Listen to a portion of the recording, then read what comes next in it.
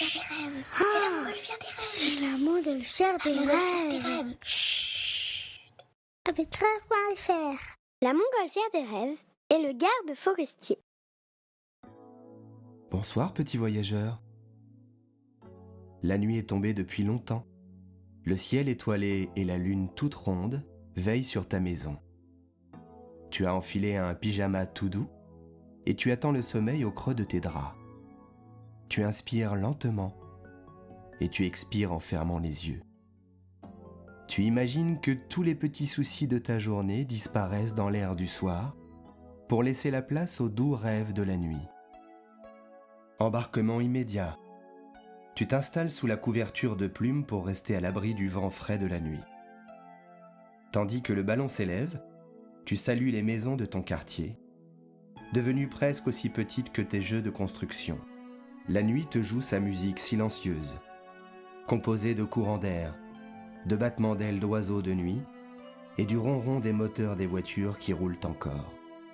Puis, la musique semble tourner en marche arrière.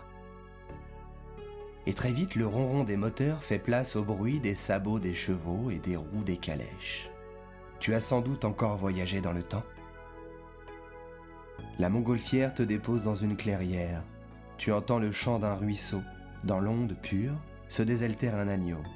Les roseaux chatouillent le tronc d'un chêne. Au loin, tu entends hurler un loup. À tes pieds, des fourmis très disciplinées portent des vivres vers leur fourmilière. Et sur une feuille, une cigale fait des claquettes. Sur une pierre plate, une grenouille inspire et gonfle son torse pour se grandir. Et un renard fait des mines à un corbeau hautain qui se délecte d'une proie. C'est fou ce qu'on peut observer dans une forêt. Assis sur un tronc d'arbre couché, un jeune homme dans un costume étrange semble rêvasser. Il porte des souliers à grosses boucles dorées, de hautes chaussettes blanches, un pantalon court, une chemise à jabot et une longue veste de velours rebrodée d'or. Il a les cheveux longs et bouclés. Aucun doute, tu as voyagé dans le temps. Tu te présentes et tu lui demandes ce qu'il fait tout seul ici. Je suis maître des eaux et des forêts, mais je ne les dirige pas. Je m'occupe d'elles, je veille à ce que tout aille bien, à ce que les arbres grandissent et que les animaux vivent en harmonie. Tu appellerais ça un garde forestier, mais son titre est beaucoup plus joli. Il n'empêche que ça semble un travail très solitaire. Il ne doit pas avoir beaucoup d'amis. Si, au contraire, tous les animaux et tous les arbres sont mes amis. Je n'aime pas le commerce des humains. Ils sont aigris, agressifs, flatteurs. C'est un peu triste. On peut sans doute en convaincre quelques-uns d'être plus bienveillants. Après tout, tu es un voyageur des rêves. Et les voyageurs des rêves sont tous un peu magiques. Non, il ne sert à rien de leur parler. Ils sont fats et sots et n'entendent rien. Je préfère les animaux. Mais les animaux sont-ils si parfaits? Le loup ne viendra-t-il pas manger l'agneau? La fourmi ouvrira-t-elle sa porte à la cigale s'il venait à faire froid? La grenouille n'est-elle pas ridicule à vouloir se grossir comme un bœuf? Le renard n'essaie-t-il pas de charmer le corbeau pour lui voler sa nourriture?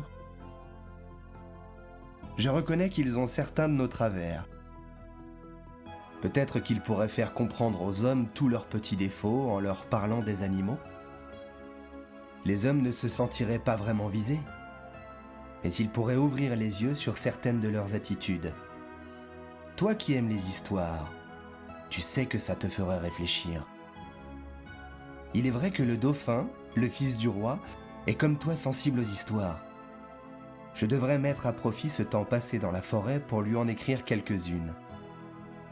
En semant de belles idées dans l'esprit d'un enfant, peut-être pourrais-je rendre les hommes meilleurs. De sa besace, il sort une plume, une feuille de papier de lin et une petite fiole contenant de l'encre. Les fourmis qui passent sur ses souliers lui inspireront sa première histoire. Sur la pointe, saluant le monsieur. Monsieur de La Fontaine, pour te servir, petit voyageur.